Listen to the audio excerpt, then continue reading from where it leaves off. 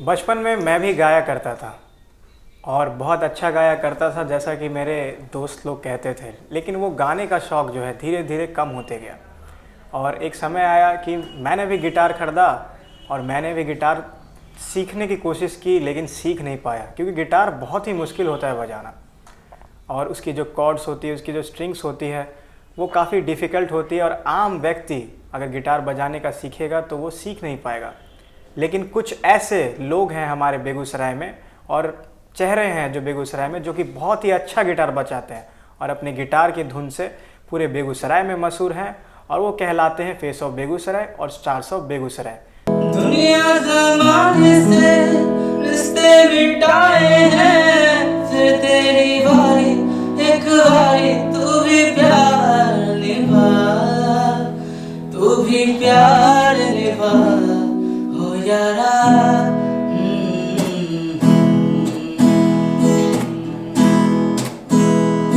न मानेगी यारी मेरी, न मानेगी दीवानगी मेरी, दीवानगी से ज्यादा मुझे मौत से नाराजगी मेरी।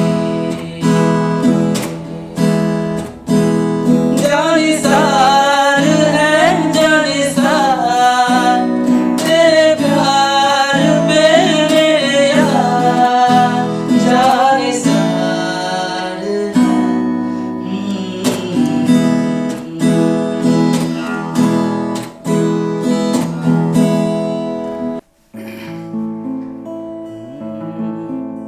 गुलाबी आंखें जो तेरी देखी, शराबी हो गया। संभालो मुझको हो मेरे यारो, संभलना मुश्किल हो गया। ला ला ला ला, ला ला ला ला, ला ला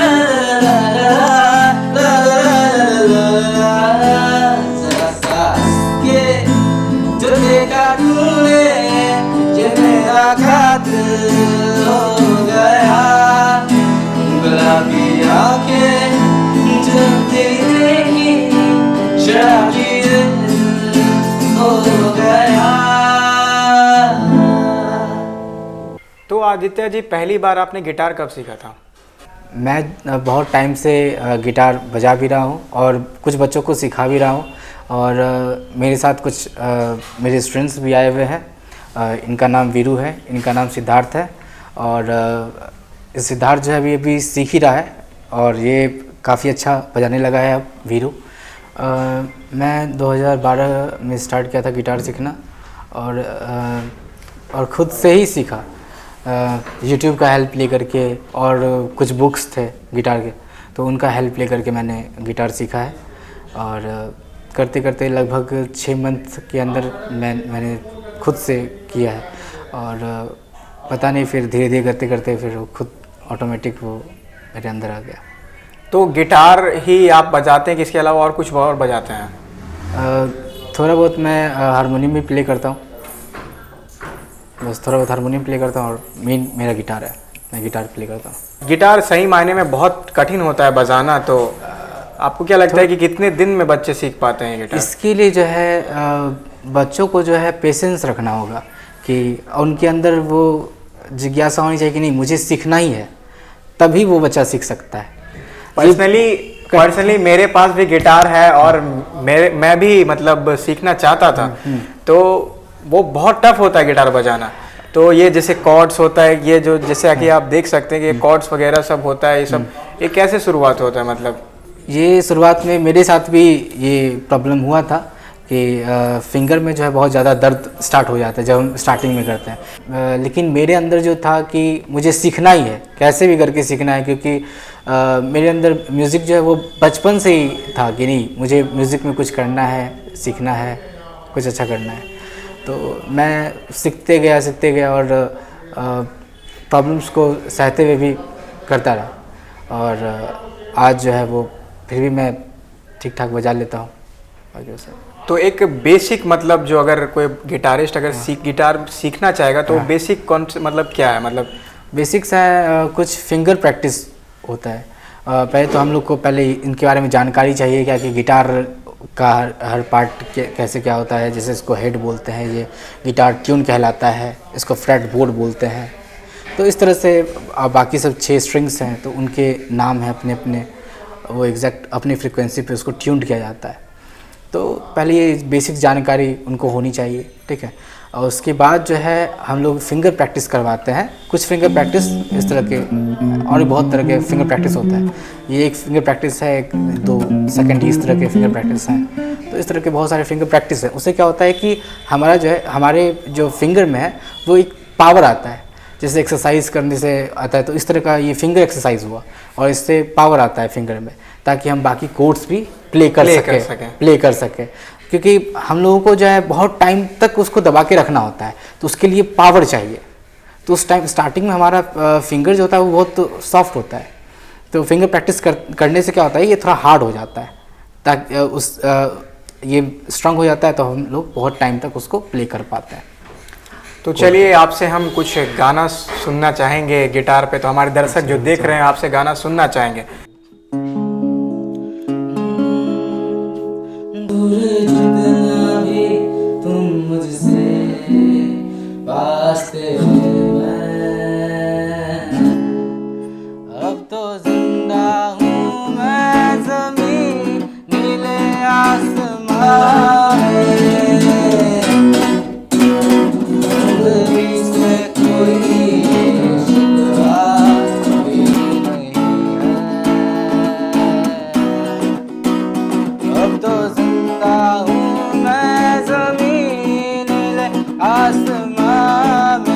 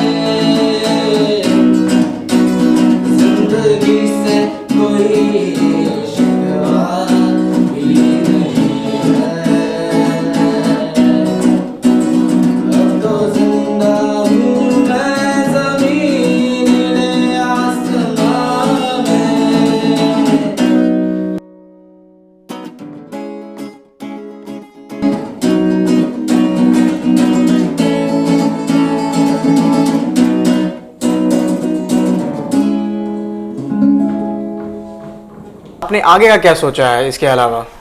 मैंने सोचा है क्या कि मेरे जितने भी स्टूडेंट हैं जो भी इंटरेस्टेड हैं कि जो मेरे साथ रहना चाहते हैं, बैंड बनाना चाहते हैं, एक जैसे पहले एक जल बैंड था आतिफ असलम का, और मेरे फेवरेट सिंगर भी है आतिफ असलम, और तो मैं उनके जैसा सिंगर बनना चाहता था। और मैं उनका ही गाना सुन करके मेरे अंदर वो जगह कि नहीं, मुझे गिटार सीखना है। मैं बचपन से ही उनका गाना सुनता था। कोरोना में आपका मतलब कोचिंग पे इफेक्ट तो पड़ा होगा, स्टूडेंट नहीं आ पाते होंगे। हाँ, बहुत ज़्यादा प्रॉब्लम तो हुआ, लेकिन फिर भी जो आ सकते थे, जो बहुत ज़्यादा जिनके अंदर जिज्ञासा थी कि नहीं मुझे करना है, लेकिन फिर भी वो एक सेफ्टी को मेंटेन करते हुए वो आते थे, जो भी प्रिकॉशन लेना था वो लेते थे और वो क्लास अटेंड करते थे। हम लोग सोशल डिस्टेंसिंग को मेंटेन करते हुए क्लास करवाते थे। बहुत क्या ये माना जा सकता है कि गिटार बजाना बहुत ही टफ होता है, इस वजह से बहुत सारे जो गिटार लेते हैं उसके बाद बजाना छोड़ देते हैं? देखिए, होता क्या है कि टफ हर चीज़ है, ठीक है, लेकिन आपके अंदर वो करने का आप में क्या जज्बा क्या है वो मायने रखता है। कोई भी इंस्ट्रूमेंट सोचा जाए तो टफ है या तो इजी है, तो बस जिज्ञासा होनी चाहिए कि नहीं मुझे करना है।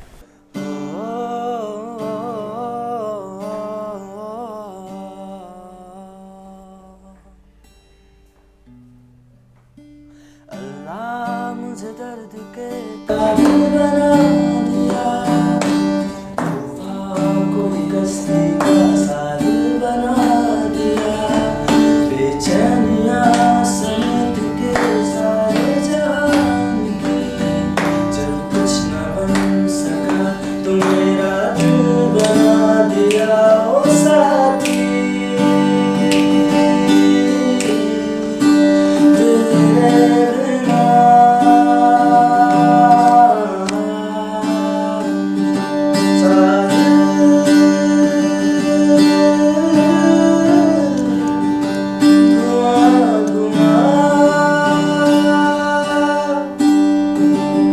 साथी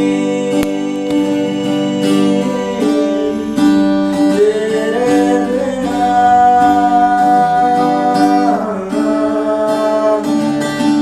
राही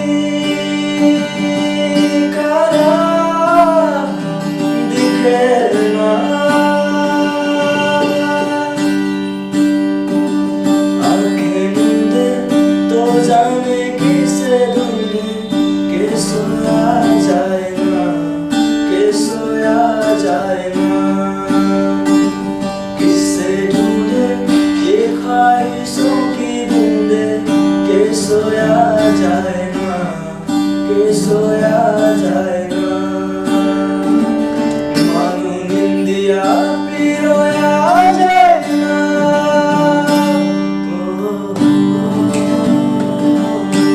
अल्लाह मुझे दर्द के काबिल बना दिया तूफान कोई हस्ती का साहिल बना दिया बेचैनियां समेत के सारे जान की जब कुछ न बन सका तो मेरा दिल बना दिया।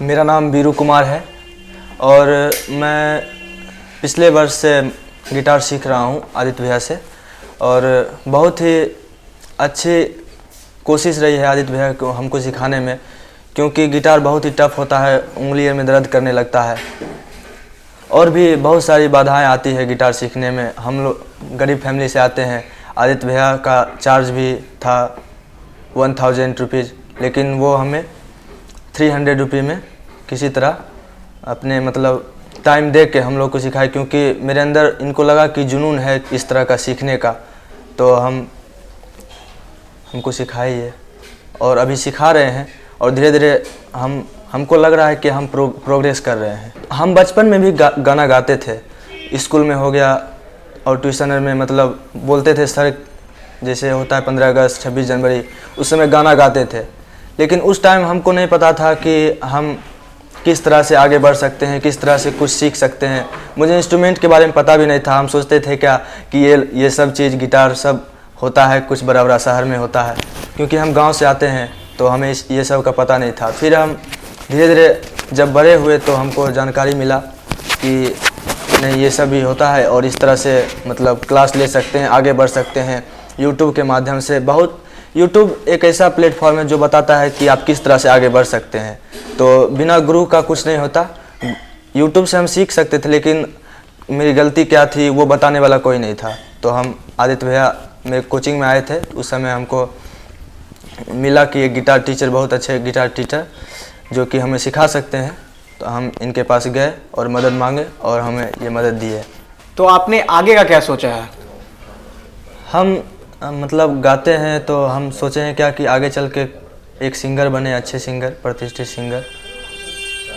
तो हमारे बीच तीसरे जो गेस्ट हैं वो गाना लिखते हैं लेकिन गिटार नहीं बजाते, तो चलिए उनसे सुनते हैं उनकी जुबानी। मेरा नाम सिद्धार्थ नंदन है और मैं गिटार बजाता तो नहीं हूँ पर मैं गाने लिखता हूँ और गा लेता हूँ। तो ये गाना लिखने का जो आपके में सोच आई, ये कब से है आप? ये मतलब जब मैं 5th क्लास में था तो उस टाइम से मतलब पहले तो मतलब मेरा सोच बहुत ज़्यादा मतलब म्यूज़िक के प्रति मतलब बहुत ज़्यादा अलग थिंकिंग था मेरा। पहले हनी सिंह इस टाइप के सिंगर को सुनता था। फिर जब से मैंने म्यूज़िक सीखना स्टार्ट किया, मेरे नाना जी खुद एक क्लासिकल सिंगर थे जो नहीं रहे अभी, तो जब मैंने म्यूज़िक को समझा, आपको वहीं से प्रेरणा मिली? हाँ जी, वहीं से प्रेरणा मिली मुझे। तो जब मैंने म्यूज़िक सीखना शुरू किया तो तब असल मायने में समझ में आया कि म्यूज़िक क्या होता है। मतलब सीखने के बाद ही असली म्यूज़िक को मैंने समझा और सीखा। तो लिखने के बावजूद आप गाते भी हैं? हाँ, गाते भी और लिखते भी हैं जी। तो अभी आप कोशिश कर रहे हैं कि गिटार बजाने का? मैं सीखना शुरू किया। सीखना शुरू किया है। तो आप कब से मतलब ये आपने बताया कि बचपन से आप मतलब गाना लिखते थे, तो ये थिंकिंग मतलब आपका अकेलापन या फिर वो मतलब गाने लिखने का शौक़ कब से चढ़ा? मतलब अकेलेपन का कह सके या फिर आप कैसे गाने लिखते हैं? नहीं, ऐसा कुछ सीन मतलब नहीं था अकेलेपन का। मतलब अच्छा लगता था लिखना। मतलब बारिश का मौसम हमको बहुत अच्छा लगता है। तो उस मौसम में हमारे घर के पास हमारा कोई अच्छा दोस्त नहीं है, तो इसका एक रीज़न है कि हम अपने मतलब कह दे खुशी या गम को एक पन्ने में उतारना ज़्यादा अच्छा लगता था।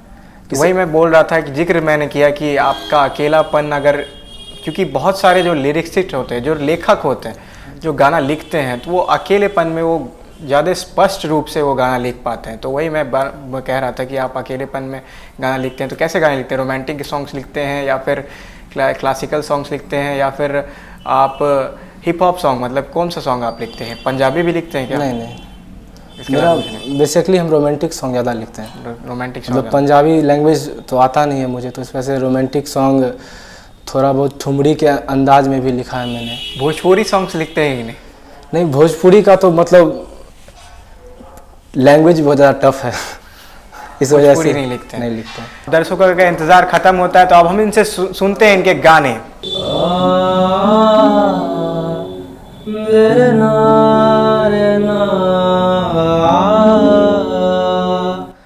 हाँ हंसी बन गए, हाँ नमी बन गए, तुम मेरे आसमां मेरी ज़मीं बन गए। हाँ हंसी बन गए, हाँ नमी बन गए, तुम मेरे आसमां मेरी ज़मीं बन गए। तेरे नारे ना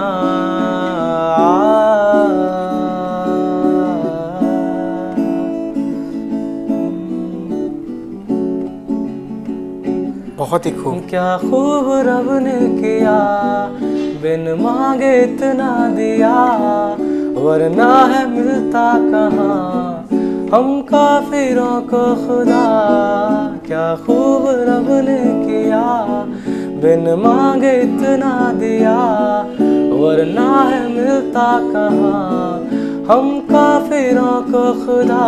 सारी हदें मेरी अब मैंने तोड़ दी, मानते थे खुदा, और हाँ वही बन गए। हाँ हंसी बन गए, हाँ नमी बन गए, तुम मेरे आसमां मेरी ज़मीं बन गए।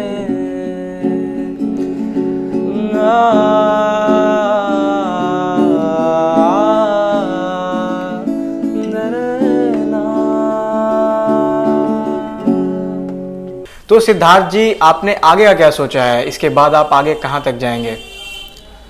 म्यूज़िक में ऐसा कुछ मतलब मेरे लिए नहीं कि बहुत बड़ा स्टार बनना है, बस म्यूज़िक को हम फील करते हैं, उसके साथ जीना चाहते हैं। गाना बजाना अच्छा लगता है इसीलिए कर रहे हैं। और मेरा आगे का मतलब सोच है कि हम सब मिल के कुछ बैंड बनाएं, इंडिया लेवल पे हिंदुस्तानी क्लासिकल म्यूज़िक को रिप्रेजेंट करें, ऐसा कुछ हमारा सोच है।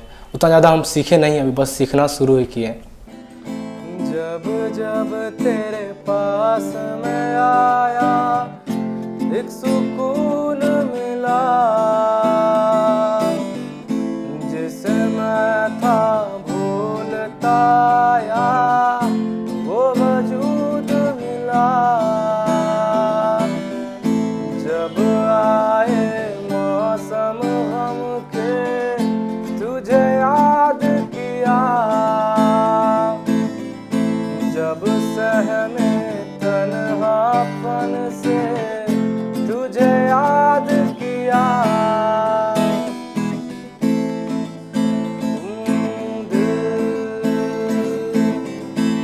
संभल जा जरा, फिर मोहब्बत करने चला है तू। दिल यहीं रुक जा जरा, फिर मोहब्बत करने चला है तू।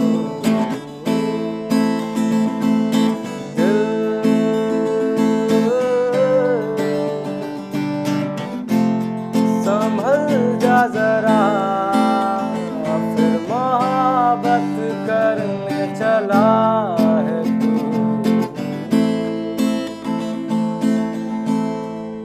जो छू ले प्यार से आराम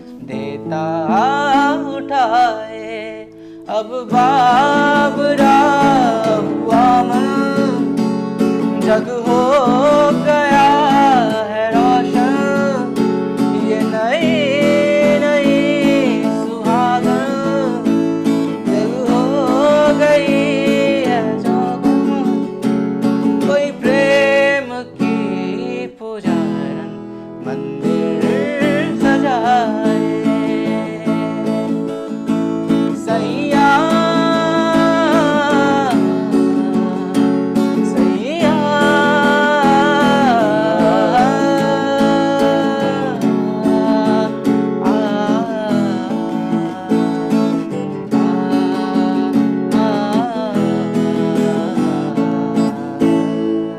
हमने सोचा नहीं था कभी ऐसा,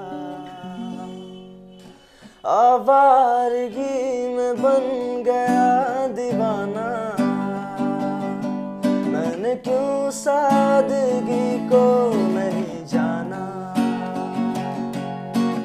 रो रो के आंसुओं के दाग धुल जाएंगे, इसमें वफा के रंग आज घुल जाएंगे।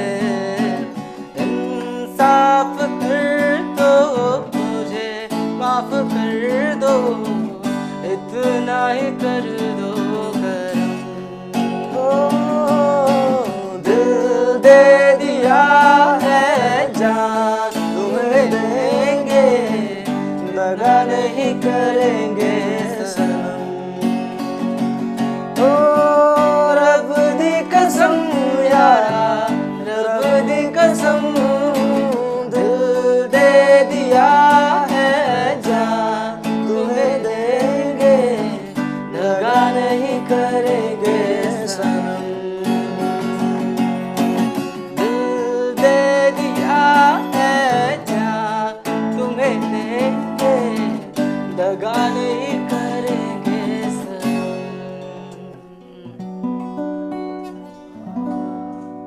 तो आपने देखा और सुना वो बेहतरीन गाना जो इन्होंने पेश किया आपके सामने, और सुना कि कितना टफ होता है गिटार बजाना, और कितना टफ होता है गाना लिखना, और कितना मुश्किल होता है उसे गाना, और कितना मुश्किल होता है गाने के साथ बजाना। और ये थे हमारे बेगूसराय के कुछ चेहरे जो कहलाते हैं फेस ऑफ बेगूसराय और स्टार्स ऑफ बेगूसराय। तो इसी के साथ हम आपसे मिलेंगे अगले एपिसोड में अगले चेहरे के साथ और अगले स्टार के साथ जो कहलाते हैं बेगूसराय के स्टार और स्टार्स ऑफ बेगूसराय। नमस्कार।